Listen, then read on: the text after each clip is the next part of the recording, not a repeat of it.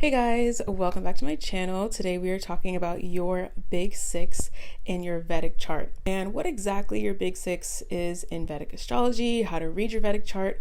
I'm making this video for you guys so that you can navigate your Vedic chart more accurately with more clarity and a sense of organization. Now, as most of you guys know, your Vedic chart is very different from your tropical chart, where tropical astrology is about 24 degrees ahead of Vedic. So when you do your Vedic chart, which most of you guys have probably already done if you're watching this video, it's going to be about a sign behind. It's going to put the houses in the equal house system, so it looks different. So when you see it on its first take, you might look at your big three, which is accurate, but there's an extension of the big three, which I want to communicate in this video, where there's a big six in your Vedic chart.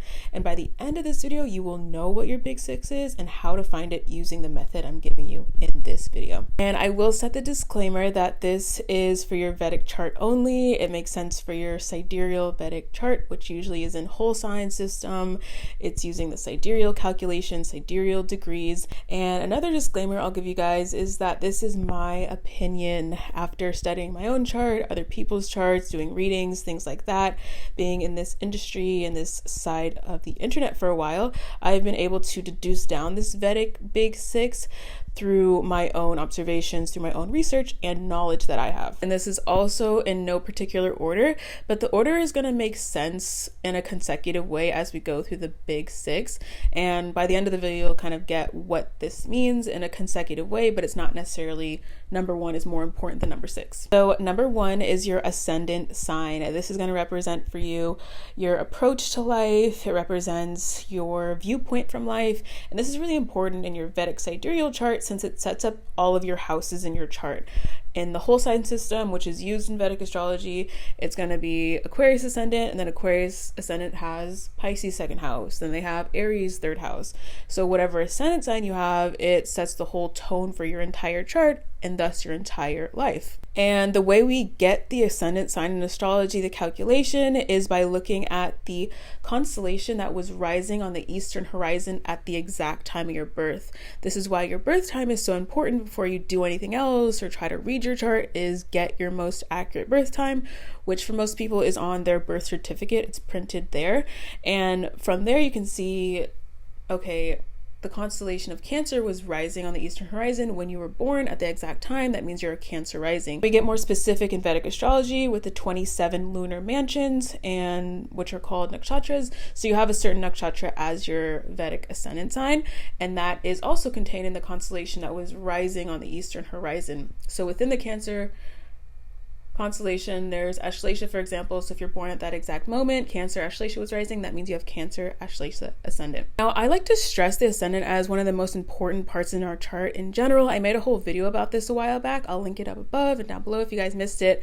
But it's really important when it comes to your soul's journey. Why did you incarnate? Why are you here? What is your purpose? And your ascendant sign reveals key information about what exactly you're here to do, why you incarnated in this lifetime, and essentially your purpose when it comes to your soul's journey. And in my personal opinion, you can see this very clearly with your Vedic ascendant sign, where your soul chooses the exact time to incarnate via your birth time, where the constellation is rising on the eastern horizon, and you want to experience life through this certain ascendant sign. And your ascendant sets this whole tone for your entire life, given the structure of your chart based from your ascendant point. And it's really important when it comes to what you chose to do from a soul level. So that's kind of like my esoteric wisdom and lore that I believe about your ascendant. It's like your soul choosing a specific sign to incarnate with, to experience life with through your ascendant sign. Whereas other parts of our chart, like your sun sign, your moon sign, especially your Ketu, we're going to get into that a little bit later. It represents more karmic aspects of your life, your soul's journey, what you've already done in past lives and what you have to do karmically in this lifetime. But I believe your ascendant sign is more pure energy, where how you're expressing it, what ascendant is your sign, what nakshatra you have as your ascendant, is going to depict for you what your soul wants to do in a more active way in this lifetime. Whereas other stuff is like past life stuff, you already did that, there's a contract involved karmically, but your ascendant is like, I'm here now, this is what I want to do, and this is how I want to experience it through this nakshatra I have as my ascendant and the sign I have as my ascendant. So I'm not getting too deep into nakshatras of this video, but I do think it's a good idea to look at the mythology, the lore of your ascendant nakshatra, and get into the mythology of that to understand more about your soul's journey, what you're here to do, and how this rich cosmic knowledge has a lot to do with your purpose in life based on your ascendant sign alone. Now, number 2 is your moon sign. This is the most important point from the Vedic sidereal perspective of things. They believe your moon sign is the most important. In fact, when you ask someone who studies Vedic, they're going to say that their moon is basically their sun sign, the way you would say it in Western astrology is like, oh, I'm this sun sign. They're going to say, oh, I'm this moon sign, and that's most important. Your moon sign represents your emotions, your mind, your inner self. So this is the part of you might not express too outwardly, or you only express it in intimate situations and dynamics with family members, with friends. Many people might not express their moon sign as extrovertedly as their sun sign, for example. With your moon sign, it represents your emotions. It represents how you perceive the world in an emotional way. How do you react to things? How do you sense things in a way that isn't necessarily logical? And it's really important because it represents the feminine side to us. So our inner self, our intuition, and a lot of you guys are women watching this, so your moon is really important in your chart when it comes to relating to your own feminine energy, and whatever sign you have as your moon, whatever nakshatra, goes back to this essence of femininity within us. And that brings us to number 3, which is your sun sign.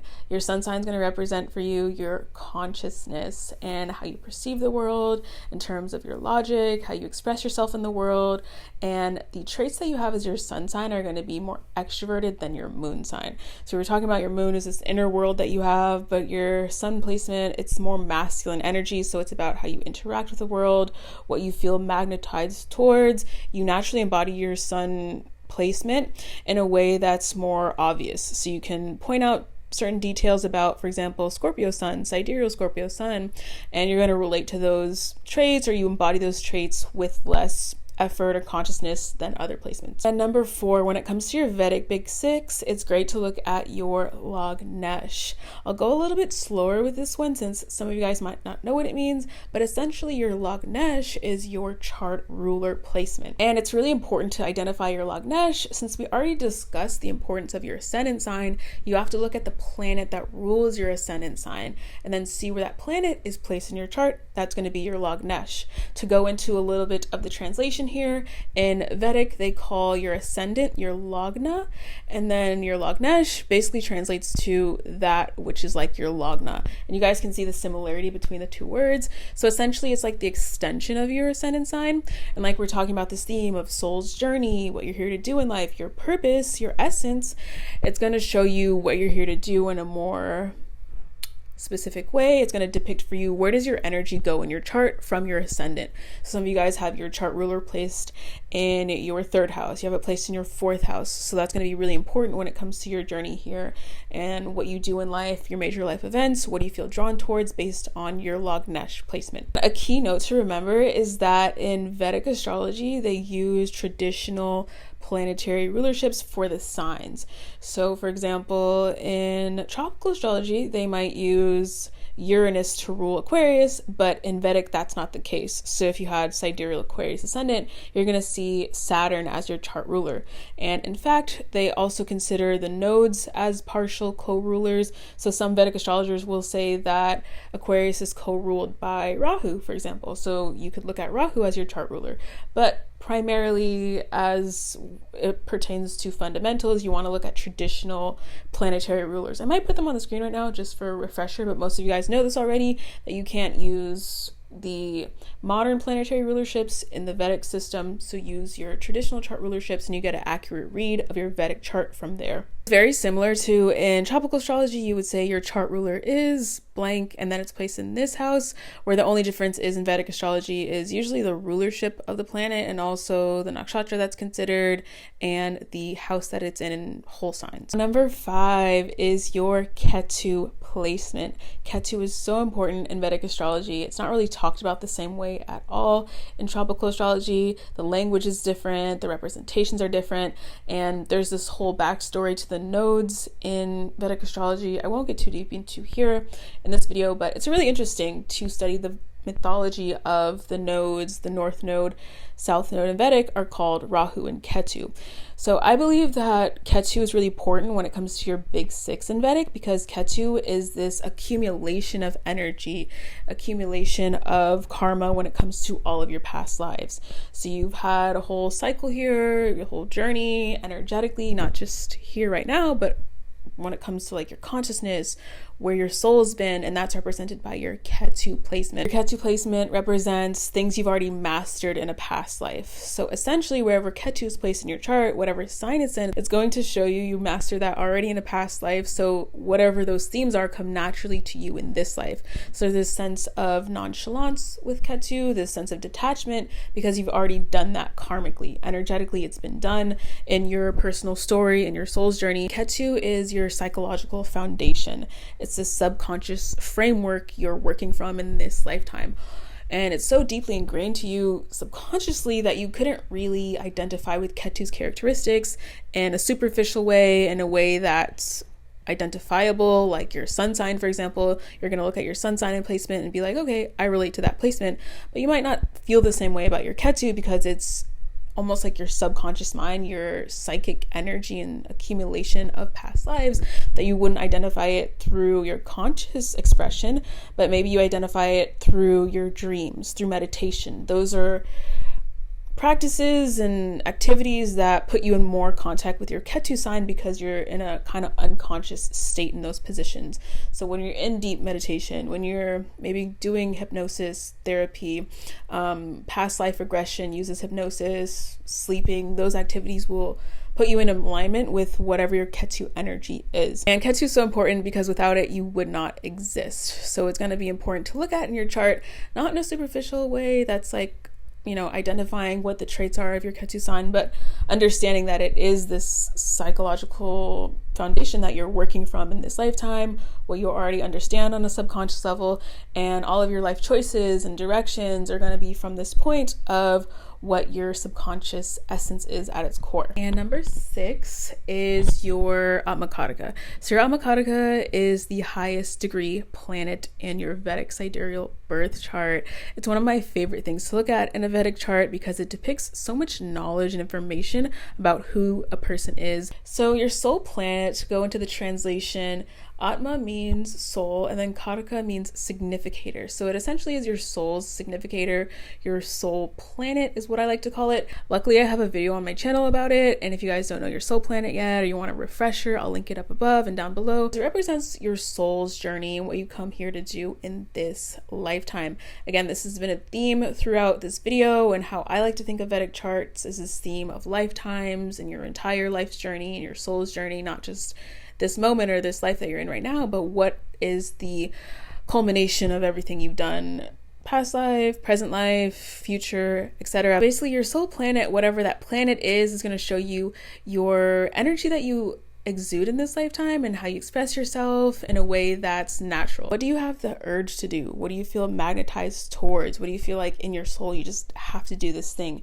Usually it's connected to whatever your soul planet is, where you're going to spend a lot of time in life. Like the house that your Atmakataka is in, I've seen people spend a lot of time in that arena when it comes to things they do for work, for example, what they want to do when it comes to what they want to achieve. So it's really important to look at the house that your Atmakataka is in, your Atmakataka itself, the nakshatra it's in. It's going to paint this really vivid picture for you and give you rich information about what you're here to do based on your soul's journey and what you're meant to do in this lifetime. Where it goes back to this theme of cycles and life cycles. So your soul is like, okay, I'm going to be Sun Atmakataka because I want to be a leader.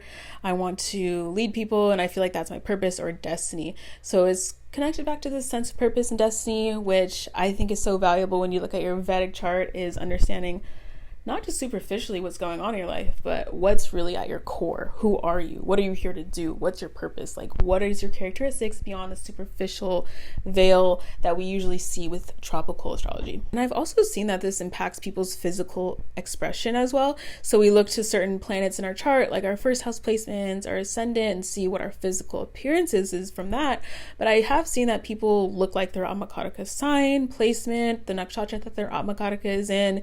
They might not be moon dominant, but if moon is your Amakaraka, you could look very lunar because of this influence of your soul planet. And there's this undeniable energy with your Amakaraka where you, no matter what, are probably going to express something, do something in your life, major life events happen based on the themes of your Amakaraka, based on the themes of the planet that it is, but also the house it's in, the nakshatra it's in. You can't really get away from that energy. And some of you guys do have the chart configurations where, for example, your Lagnesh, your chart ruler, is also your Amakaraka, where your Ketu placement, maybe it's conjunct your Amakaraka. So that becomes even more powerful when it comes to your destiny, your soul's journey, and having that amplification of it being not just one placement, but two placements when it comes to your Vedic Big Six. So essentially that is your Vedic Big Six, your ascendant, your sun, your moon, your Lagnesh, your Ketu placement, and also your Amakaraka. And if you guys feel comfortable enough, you can comment down below your Vedic Big Six and how you relate to it and what resonates with you the most out of those 6 placements. And if you guys like this video and you like Vedic astrology videos, give this video a thumbs up. Thank you for watching, and I'll see you guys in my next video.